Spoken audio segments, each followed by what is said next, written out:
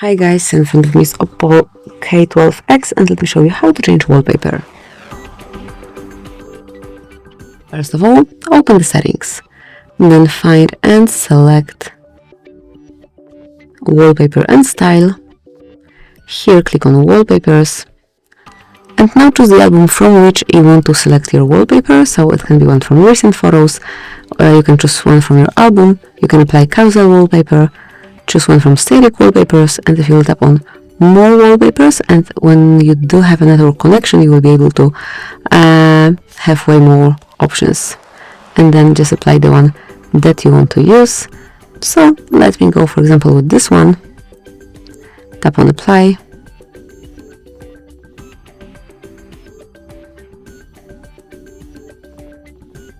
then log in with your OPPO account and it will be applied then.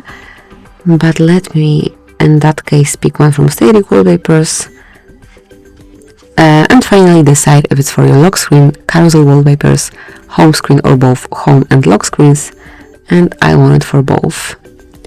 And that's it. As you can see from now on, it is applied on both home and lock screen. Thank you for watching, please subscribe our channel and leave the thumbs up.